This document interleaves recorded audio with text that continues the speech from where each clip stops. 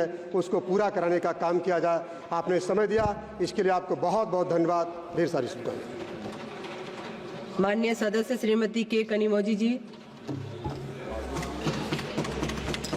Thank you, ma'am. I raise to oppose this bill. This bill needs more deliberations, more debate and discussion before it's brought to this House. When you look at it now, it has more omissions and commissions than what is actually going to benefit this country. Climate change has increased the risk of natural disasters, increased in global surface temperatures, leading to more powerful storms, droughts, acidification, huge wildfires, sea erosion, leading to loss of lives, livelihood, and displacement.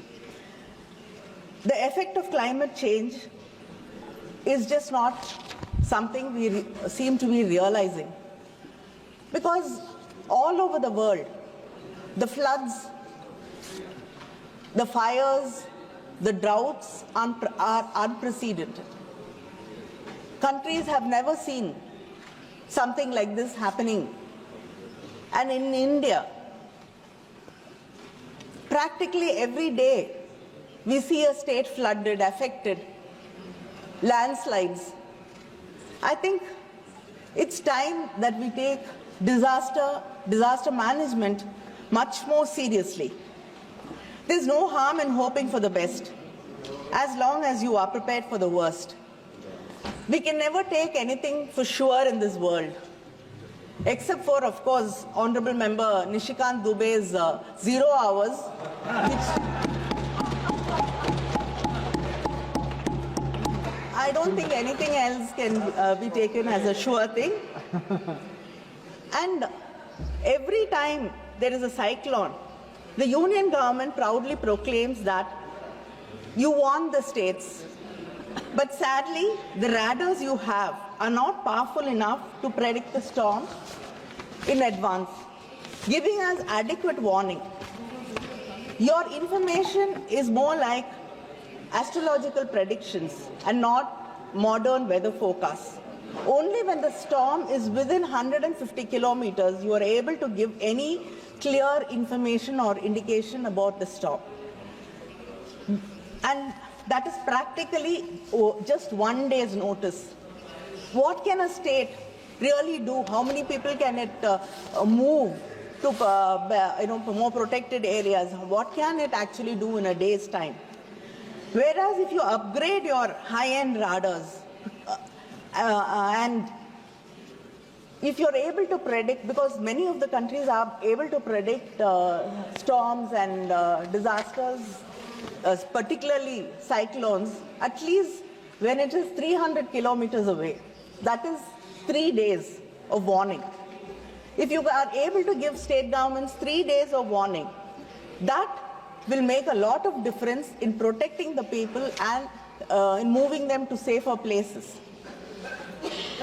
And using satellite images with AI interpretations will also be very helpful and give us a clearer picture of disasters, because so many other kinds of disasters we are not able to understand or able to predict. You call yourselves global teacher, Vishwa Guru. Then we cannot be unprepared. If you're going to teach the world, if you're going to lead the world, I think we should show leadership in disaster management and protecting our people. But we don't seem to be really caring, because most of the times it is the underprivileged, the poor and the farmers who are the worst hit. We know how this government treats its farmers. So you've taken away their right to speak, dignity of life and liberty. And now we can't take their lives away too. Like most of the bills passed by the NDA, this bill is also detrimental to state rights. Cooperative federalism, which you keep talking about, has become confrontational federalism in reality. Disaster management is a state subject. Any amendments without consulting the states will have negative impact on disaster response. Para 6.1 has proposed including technical guidance to state governments and the authorities Does it mean that the state will be bound by the advice of the union? And the bill proposes to create a national level, state level disaster database. This is something I think everybody of us over here will welcome. But will that study really be a in detail study of all the terrains, all the villages, all the cities, all the states, districts, all the landscape, the terrains, and it has to include if Tamrabarani breaches, you should be able to understand through the data which are the areas which will get affected, which are the settlements which will get affected. If a lake breaches, if a river breaches, this is the kind of data which has to be included in the database. And the most important thing is, once you collect data and create a database, most of the time the state governments are not able to access that data. This should not be the case, because we're playing with lives.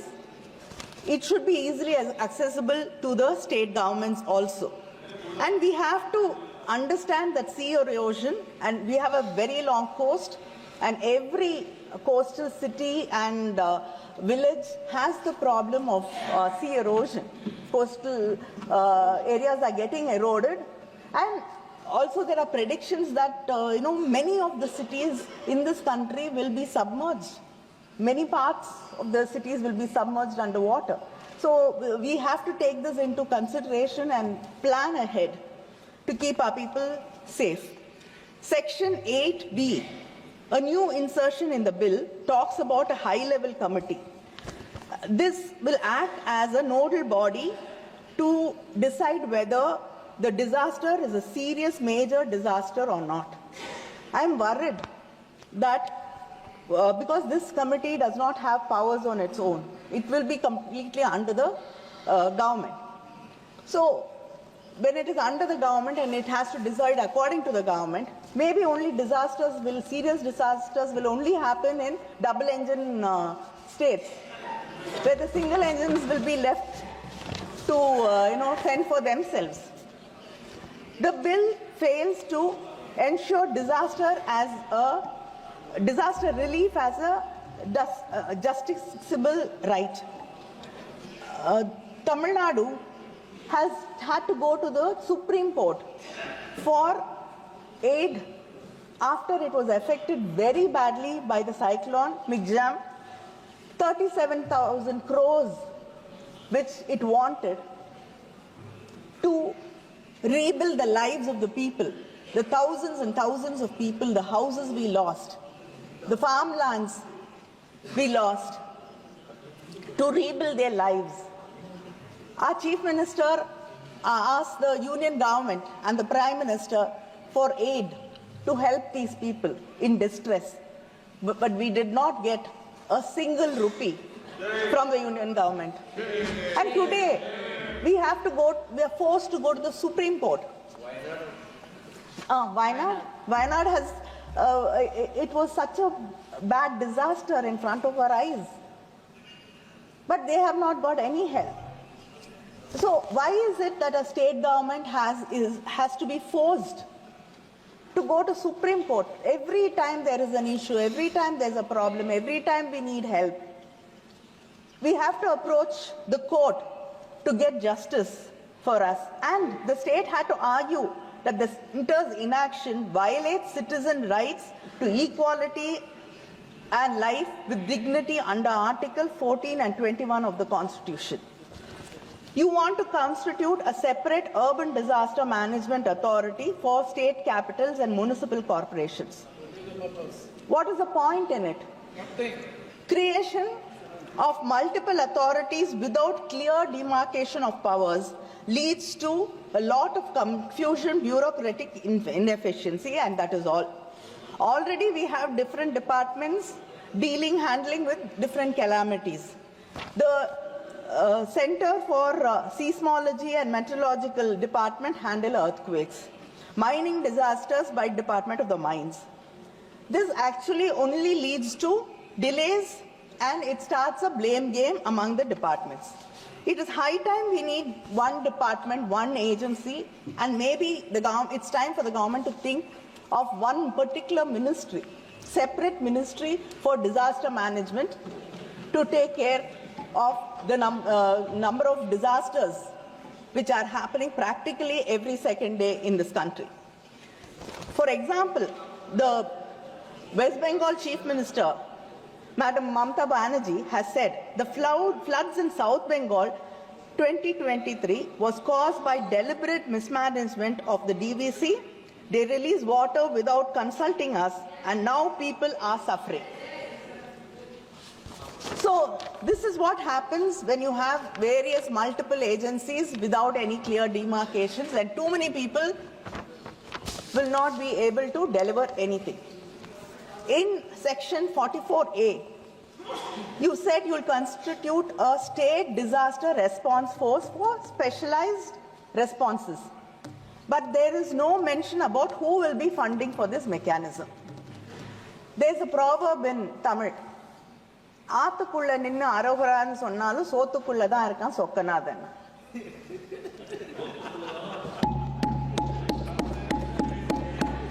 So, if you don't tell us who's going to fund it, again that burden will come on us.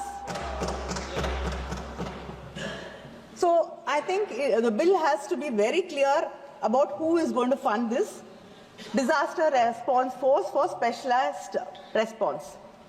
India has, and moreover, India has witnessed over 5,000 deaths from 2014 to 2020 due to heat waves. Due to global warming, it's expected to increase and become frequent, the heat waves. The government has to notify heat waves as a disaster. The Tamil Nadu government under our Chief Minister, M.K. Stalin, has declared heat waves as a state-specific disaster, enabling relief and ex gratia payment of 4 lakhs to the families of the deceased.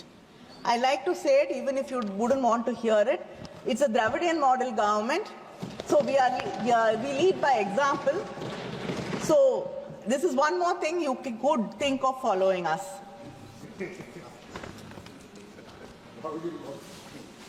Allocation of funds under the SDRF.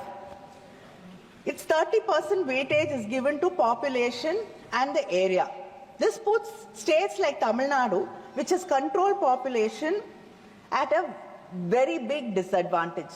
You're giving 30% weightage for the funds to be released to us.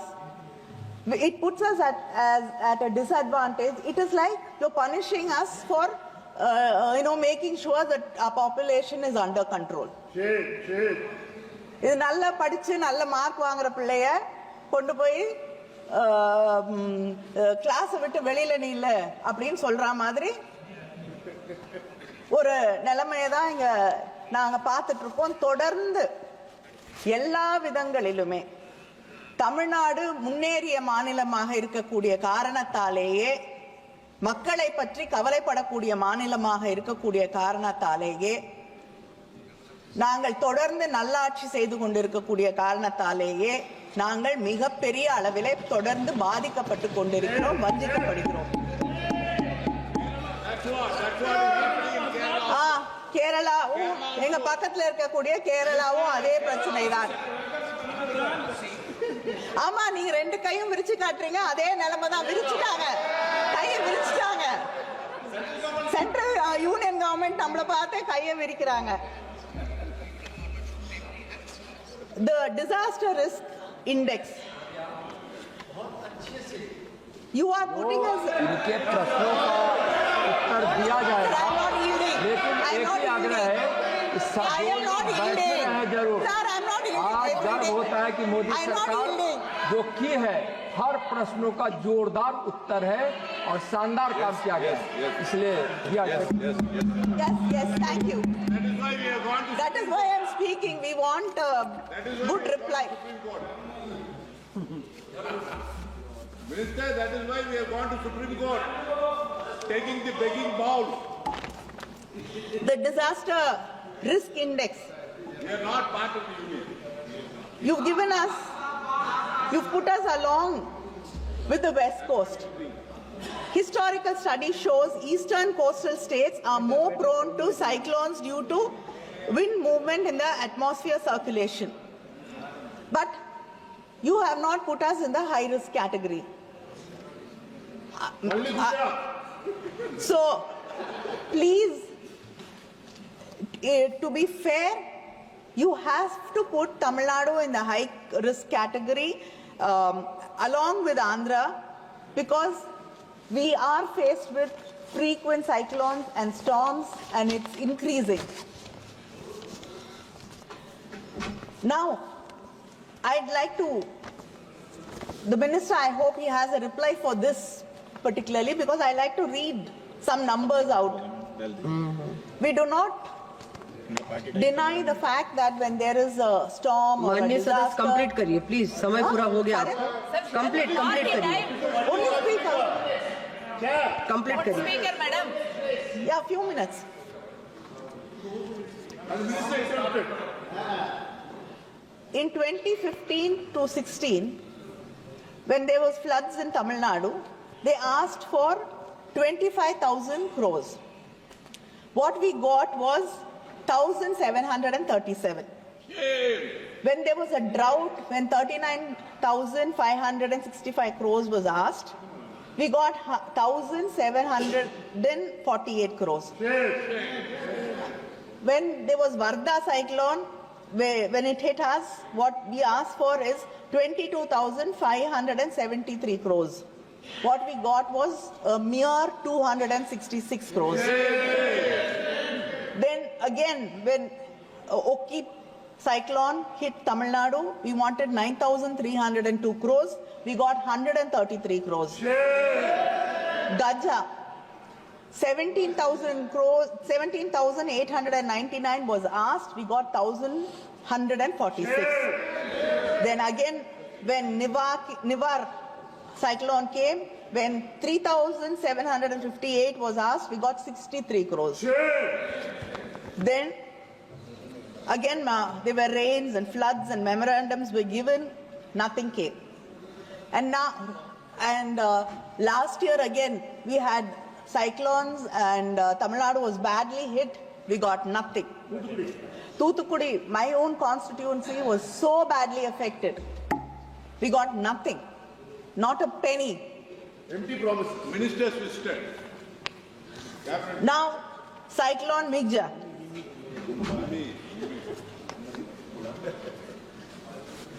Around 37,000 crores was asked, we got nothing. Now the Tamil Nadu government has been forced to go to the Supreme Court to get justice. And the cyclone Fengar. First, initially, the Chief Minister asked for 2,000 crores. Then, after the central team visited, we asked for 6,675 crores. We have got nothing. But then the central government announced that the union government Please, announced Manya Sadasya, that complete it got kariye. Please complete 2 kariye. minutes, 2 minutes. Announced 2 minutes. I'm finishing. They announced that they're giving 944 crores and made it sound like they're giving us compensation for the floods and the cyclone. But actually, it was the STRF money which they had to pay. You're not giving us any money from the NDRF. But whereas the states have to bear all the brunt of what happens to its people, to the farmers, to the lands, houses washed away, lives lost, we have to take care of all of them. But you call this as one nation. And GST compensation. Tamil Nadu has lost nearly 20,000 crores in GST compensation. We've lost our fiscal autonomy. How do you expect माननीय सदस्य please us to complete take care करिए। of our people? 1 minute, madam. விவசாயிகள் ஆயிரக்கணக்கான acre நிலங்களை இழந்து அதில் இருக்கக்கூடிய பயிர்கள் அழுகி கண்ணீரும் கம்பலையுமாக கடனோடு நின்று கொண்டிருக்கிறார்கள். வீடுகள் சிதைந்து உடைந்து போய் தன் பிள்ளைகளோடு தெருக்களிலே மக்கள் நின்று கொண்டிருக்கிறார்கள். धन्यवाद माननीय सदस्य இப்படிப்பட்ட ஒரு நிலையிலே இங்கே இருக்கக்கூடிய ஒன்றிய அரசாங்கம் ஒரு ரூபாய் கூட தமிழ்நாட்டுக்கு மக்களுக்கு மாநில அரசுகளுக்கு தர முன்வராமல் இப்படி கல் நஞ்சோடு நடந்து கொள்வது என்பது ஏற்றுக்கொள்ள முடியாது. இது தொடர்ந்து தமிழக மக்களை வஞ்சித்துக் கொண்டே இருக்கக்கூடிய ஒரு நிலையிலே நிச்சயமாக விரைவிலே இதற்கு ஒரு தக்க பாடம் சொல்லித்தரப்படும். माननीय सदस्य श्री केसी नैनी शिवनाथ जी।